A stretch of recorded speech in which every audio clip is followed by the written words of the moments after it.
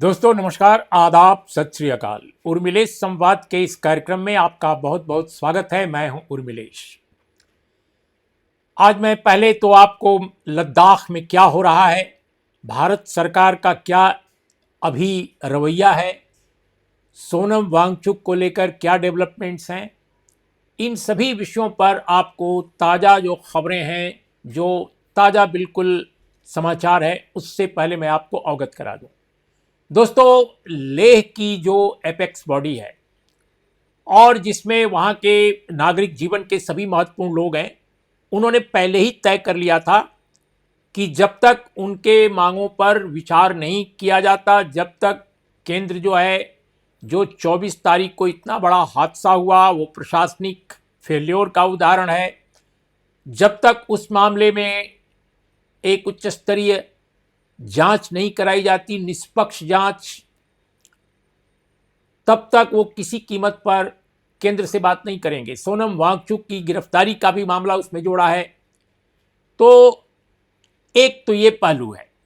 दूसरी बात कि लेह की जो एपेक्स बॉडी है, उसी की तरह करगिल जो डेमोक्रेटिक अलायंस है, उसने भी साफ शब्दों में कह दिया है कि केंद्र जो बातचीत का ऑफर दे रहा है, हम उसे नहीं स्वीकारने जा रहे हैं जब तक कि वो हमारी मांगों पर पॉजिटिव एक विचार नहीं करता और जब तक संकेत नहीं ये देता कि वो इन चीज़ों को मानने को तैयार है और अपनी गलतियों को वो स्वीकारे भी कि किस तरह से 24 तारीख को लद्दाख के 4 लोगों का एक तरह से मतलब उनकी उनकी उनकी मृत्यु हुई गोलीकांड में, और वह गोलीकांड बिल्कुल गलत तरीके से अंजाम दिया गया, जिसके लिए दोषी दूसरे लोगों को ठहराया जा रहा है, लेकिन सच यह है कि वो प्रशासनिक फेल्योर था। तो इस तरह से करगिल और लद्दाख का दूसरा जो हिस्सा लेह है, ये 2 जिले जो आपस में एक जमाने में लड़ते झगड़ते रहते थे, क्योंकि माना जाता है कि करगिल मुस्लिम डोमिनेटेड है और लेह जो है बौद्ध डोमिनेटेड है, लेकिन दोनों ने अपने सारे गिले शिकवे, अतीत के सारे जो झगड़े हैं, सब कुछ भुलाकर यूनिटी का परचम लहराया है। और ये लोगों की यूनिटी है, इसमें कोई राजनीति नहीं है, इसमें अपने अपने वजूद की रक्षा है, अपने अपने वजूद का बचाव है। क्योंकि अगर लद्दाख ही उनका सेफ नहीं रहेगा, अगर कारपोरेट चारों तरफ छा जाएंगे, अगर सारी ज़मीनों को हड़पने का अभियान चल जाएगा, तो फिर बचेगा क्या? कहाँ हिंदू, कहाँ मुसलमान, कहाँ लेह, कहाँ करगिल, कुछ भी नहीं बचेगा।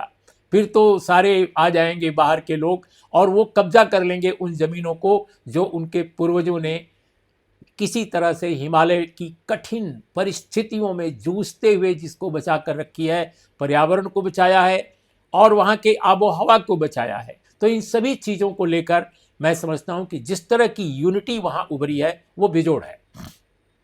और दूसरी जो बहुत बड़ी घटना आपको बताऊं कि सोनम वांगचुक जोधपुर की जेल में है, उन पर नेशनल सिक्योरिटी एक्ट लगाया गया है, जो मतलब एनएसए, जिसको कहा जाता है कि राष्ट्रीय सुरक्षा के लिए जो आदमी खतरा हो गया हो। ये पूरी दुनिया भौचक है इससे कि भारत सरकार कर क्या रही है, क्योंकि सोनम वांगचुक अब केवल लद्दाख के नागरिक नहीं है, वो केवल लेह के एक इंडिविजुअल नहीं है, वो शख्सियत केवल भारत के लेवल पर भी नहीं है, वो पूरी दुनिया में उनको जाना जाता है। वैसे भी इस घटना से पहले भी वो एक अंतर्राष्ट्रीय शख्सियत बन चुके थे, उनको मैक्स से मिला था। इसके अलावा दुनिया भर में जो पर्यावरण को लेकर, क्लाइमेट चेंज को लेकर जो कोशिश हो रही है कि कैसे इससे बचा जाए, उसमें वो उनकी भागीदारी हर जगह होती थी और बहुत महत्वपूर्ण उनको माना जाता था। तो इस तरह से दुनिया में जहां भी इस तरह के लोग हैं, वे सवाल उठा रहे हैं कि सोनम वांगचुक से कैसे खतरा भारत सरकार को हो सकता है या भारत देश को हो सकता है। और भारत के लोग भी सवाल उठा रहे हैं भारत की सरकार पर कि ये कैसे सरकार ने तय कर लिया कि वो राष्ट्रीय सुरक्षा के लिए खतरा बने हुए हैं।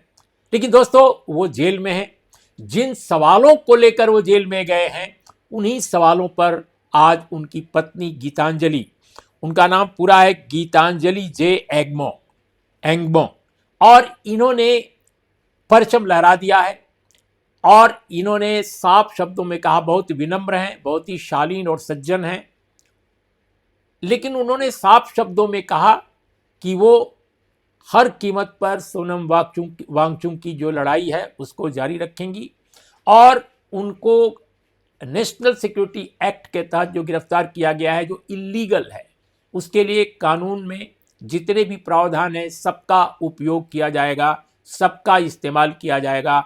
हर संभव कोशिश की जाएगी कि बेहतर से बेहतर कानूनी सहायता उनको मिले। हम कोशिश में लगे हैं। इसी सिलसिले में वो दिल्ली भी आई और यहाँ पर प्रेस को उन्होंने एड्रेस किया। दोस्तों, वह स्वयं एक को फाउंडर हैं Himalayan institute of alternative Ladakh की और बहुत पढ़ी लिखी महिला हैं। मैं उनका प्रोफाइल देख रहा था। वो उड़ीसा में उनकी पैदाइश है, पंजाबी मूल की हैं। बहुत पढ़ी लिखी महिला है और उन्होंने बहुत सारे कोर्सेज किए हैं। वो साइंस की रही हैं, फिर उन्होंने बिजनेस एडमिनिस्ट्रेशन में काम किया। अनेक क्षेत्रों में काम करते हुए धीरे धीरे वो इन विषयों की तरफ आई, पर्यावरण और क्लाइमेट चेंज के विषय की तरफ। और फिर जब उनका परिचय सोनम वांगचुक के साथ हुआ, जो स्वयं एक इंजीनियर है, बाद में तो खैर वो एजुकेशनिस्ट और अन्य विषयों पर भी उनका काम हुआ, तो दोनों पति पत्नी बने और एक लंबा सफ़र उन्होंने तय किया है दाम्पत्य जीवन में और दोनों एक दूसरे के पूरक बनकर उभरे हैं। तो इसलिए गीतांजलि ने जिस तरह से इस मुद्दे को उठाया है वो बहुत ही ज़बरदस्त है, बहुत ही काबिल तारीफ है। उन्होंने कहा कि सोनम पर लगे सारे आरोप झूठे हैं, खासकर वित्तीय घोटालों की जो चर्चा की जा रही है उनकी अनुपस्थिति में, वो सारे के सारे डॉक्यूमेंटेड है, कुछ भी उसमें घोटाले जैसी चीज़ नहीं है, बिल्कुल ये फालतू दुष्प्रचार किया जा रहा है। और गीतांजलि का ये कहना है और जो उन जैसी बहुत सारी महिलाओं का कहना है इस देश में, जिनके साथ के लोगों को, जिनके परिजनों को सरकार सिर्फ इसलिए गिरफ्तार करती है या उन पर छापे डालती है या उनको परेशान करती है क्योंकि वो सरकार में बैठे राजनीतिक लोगों की आलोचना करते हैं, उनके विचारों से, उनकी विचारधारा से असहमत होते हैं, तो उन पर दमन जब उठाती है सरकार तो उन पर झूठे आरोप लगाती है। उनको डिफेम करना सरकार की तरफ से पहला काम होता है। सरकार क्या कहेंगे, बीजेपी के लोग जो सरकार में बैठे हैं उनका पहला जो एजेंडा होता है कि जो लोग भी उनसे असहमत हैं उनको देशद्रोही साबित कर दें, यानी भारत विरोधी साबित कर दें। और वो स्वयं अपने आप को भारत का महान पैरोकार के रूप में अपने को पेश करते हैं और फिर उसी की रक्षा के नाम पर जो सचमुच देश प्रेमी लोग हैं उनको सताते हैं, उनको डिफेम करते हैं।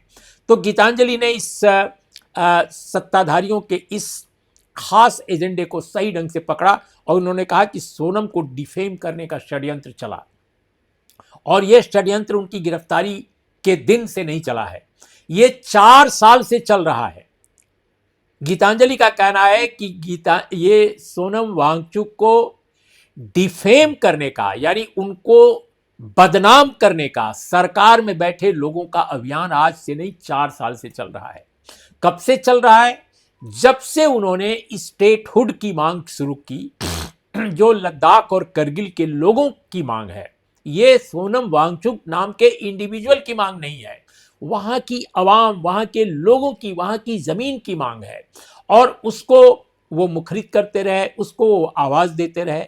और दूसरी मांग क्या है कि 6th शेड्यूल में लद्दाख को डाला जाए ताकि उनकी जमीन बची रहे, उनका क्लाइमेट बचा रहे, उनका जलवायु बचा रहे, उनके पहाड़ बचे रहें, उनकी नदियां बची रहें, उनके ग्लेशियर बचे रहें।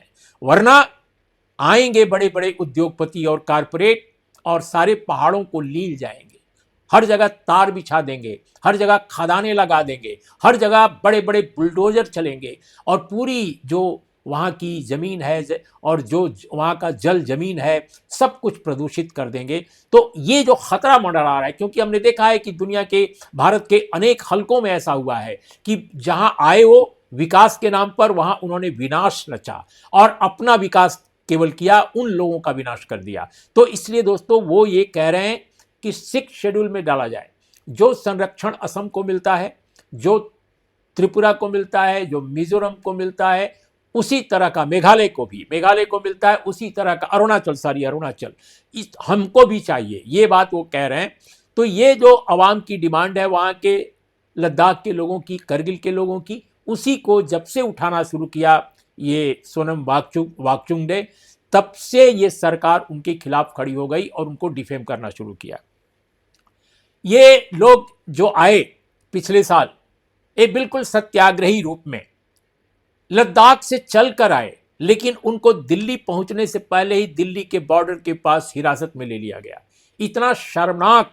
सोचिए, जो लोग लद्दाख से पैदल चल के आ रहे हैं उनका यहां पर सरकारी स्तर पर खैर मकदम किया जाना चाहिए। यह तो एक यूनिटी मार्च था कि लद्दाख के लोग जाकर दिल्ली वालों से कह रहे हैं कि हे हमारे भाग्य विधाताओं, हमें कुछ दो, हमें हमारी ये मांग है, आप तक हम आए हैं पैदल चलकर। लेकिन उनको इनाम देने के बजाय, उपहार देने के बजाय, उनको उनके साथ चाय पीने के बजाय, उनके साथ बात करने के बजाय उनको हिरासत में लेने का आदेश हो गया। ये हाल है। तो गीतांजलि इन्हीं सवालों को उठा रही हैं और कह रही हैं कि 4 साल से हमारा पीछा किया जा रहा है। फिर वो क्या बोलती हैं कि एक आरोप लगाया जा रहा है कि पाकिस्तान वो गए थे फरवरी महीने में, ये देशद्रोह का काम है। क्या गलत इसमें है? क्या देशद्रोह है? वो क्लाइमेट चेंज पर एक कॉन्फ्रेंस में गए थे जिसको एक अखबार ने, एक मीडिया प्लेटफॉर्म ने और यूएन से जुड़े लोगों ने बुलाया था। उसमें क्या गलत उन्होंने किया है? उसकी रिपोर्ट सब कुछ सामने है, पब्लिक है। उसमें तो मोदी जी की भी उन्होंने तारीफ की थी एक खास मुद्दे पर। तो उसमें क्या ऐसा षड्यंत्र उन्होंने किया? और पाकिस्तान तो बहुत सारे लोग जाते रहते हैं। पाकिस्तान कोई ऐसा तो नहीं है कि केवल अकेले वही एक हैं जो गए। बहुत सारे लोग जाते रहते हैं, आते रहते हैं। हमारे मोदी जी तो एक बार कहीं से आ रहे थे और वो अचानक उनका विमान जो है पाकिस्तान में रुक गया। सभी जानते हैं, दुनिया जानती है। और वो कोई शेड्यूल उनका प्रोग्राम नहीं था।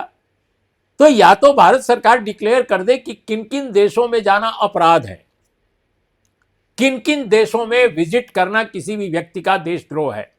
अरे भाई, आप उसको जाने देते हैं, आप इजाजत देते हैं ट्रैवल करने के लिए, तभी तो कोई क्रॉस करेगा बॉर्डर, तभी तो कोई हवाई जहाज पकड़ेगा या बस से जाएगा। कोई तरीका है ना जाने के। 2 तरीके हैं पाकिस्तान। एक तो जो बाघा बॉर्डर से जा सकता है, अटारी बाघा बॉर्डर से, तो वो तो बस से जाते हैं लोग हैं, और हवाई जहाज से जाते हैं लोग। तो हवाई जहाज के लिए भी कई फ्लाइट लेनी पड़ती हैं वाया। तो हमारा कहना है कि कोई भी व्यक्ति भारत का जो जाएगा पाकिस्तान, बगैर भारत सरकार की इजाजत के कैसे चला जाएगा जनाब? आप रोक देते। तीसरी बात उन्होंने कही है कि अभी कहा जा रहा है पुलिस विभाग द्वारा, और जो वहां का एडमिनिस्ट्रेशन है लद्दाख की, एक पाकिस्तानी ऑपरेटिव जो है लद्दाख में दिखा और वो वांगचुक से भी मिला। तो इनका कहना है गीतांजलि का कि अगर कोई पाकिस्तानी जासूस लद्दाख की जमीन पर दिखा है पुलिस को, प्रशासन को, तो ये तो प्रशासन की विफलता है। ये तो पुलिस की बहुत बड़ी विफलता है कि कोई पाकिस्तानी जासूस वहां आया। वो वांगचुक से मिला या किससे मिला वो तो दिगर बात है। जिससे कहीं किसी से मिला भी होगा, किसी दुकानदार से या किसी से भी, तो ये मैं अपनी ओर से सवाल कर रहा हूं कि आप कल्पना कीजिए कि कोई व्यक्ति है जो जासूस है, तो पुलिस को मालूम है, इंटेलिजेंस को अगर मालूम है कि ये जासूस है, तो उसको गिरफ्तार कर ले ताकि वो किसी से मिले ही ना। वरना वो बीड़ी की दुकान पर जाएगा, सिगरेट की दुकान पर जाएगा, लंच करने जाएगा, डिनर करने जाएगा, लोगों से बात करेगा, गप्पे मारेगा। ये तो किसी को मालूम नहीं होगा, कोई ब्रह्म ज्ञान तो नहीं पाया है कि भाई मालूम है कि ये आदमी पाकिस्तानी है। तो पाकिस्तानी ऑपरेटिव आया लद्दाख में, तो आया कैसे? क्यों नहीं पुलिस ने गिरफ्तार किया? क्यों उसको लोगों से मिलने दिया? ये सवाल उठा रही है गीतांजलि और कह रही है कि एक सवाल उन पर उठाया जा रहा है कि मैग्सेसे जैसा पुरस्कार उनको मिला, जो गड़बड़ है। अरे भाई, गड़बड़ है तो 60 लोगों को इंडिया में मिला है, और जिन लोगों को मिला है उसमें विनोबा भावे हैं, सतीश रे हैं, MS स्वामीनाथन है, MS सुब्बालक्ष्मी है, और भी बहुत सारे लोग हैं। और जिन लोगों को मिला है उसमें 20 लोगों को भारत सरकार ने भी पद्मा अवार्ड दिया है। तो ये क्या सारे देशद्रोही हैं? सारे गड़बड़ लोग हैं? एक सवाल ये भी है कि NSA में उनको गिरफ्तार करके जोधपुर जेल में डाल दिया गया, लेकिन आज तक गीतांजलि को, जो उनकी पत्नी है, परिवार की मुखिया है अब उनके न रहने पर, उनको आज तक अरेस्ट का पेपर नहीं मिला। जो एक होता है डिटेंशन का ऑर्डर, वो नहीं मिला आज तक। और दोस्तों, इसके अलावा जो वो कह रही हैं कि स्टेटहुड और शेड्यूल, जो 6 शेड्यूल में डालना लद्दाख को, जब से ये मांग वो उठाने लगे तब से उनके खिलाफ अभियान शुरू हो गया। तो दोस्तों, ये कुछ बातें आज मैं कहना चाहता था, और यह भी कि दरअसल लद्दाख पर जिस तरह भारत सरकार ने तौर तरीका अपनाया है वो उसकी छवि को पूरी दुनिया में ख़राब कर रहा है। और अब भारत सरकार के जो लोग हैं उनको भी ये बात समझ में आ रही है। करगिल और लद्दाख के लोग तो बात करने से भी इनकार कर रहे हैं। एक ज़माना था कि वो केंद्र से कहते थे कि बात करो, अब बुरी तरह एक्सपोज हुआ है पूरा का पूरा प्रशासन। जब ये भी साबित हो गया, यह भी सामने आ गया कि कैसे करगिल वॉर के एक हीरो को, करगिल वॉर के एक फाइटर को, ये आप कल्पना कर सकते हैं, गोलीकांड में वो भी शहीद हुए, जो लड़ाई में शहीद नहीं हुए लेकिन गोलीकांड में शहीद हो गए। तो ये अजीब स्थिति है। क्या वो उपद्रवी थे? क्या वो तोड़फोड़ करेंगे? वो स्वयं एक दुकान चलाते थे शहर में। ठीक है, उपद्रवी कुछ लोग रहे होंगे, लेकिन गोलियां जब चलती हैं तो अंधाधुंध चलती हैं जनाब। वो देखती नहीं है कि कौन शरीफ है कौन नहीं है। तो इन चीजों के आने के बाद शासन का जो पक्ष कमजोर हो गया है और जनता का पक्ष मजबूत हो गया है।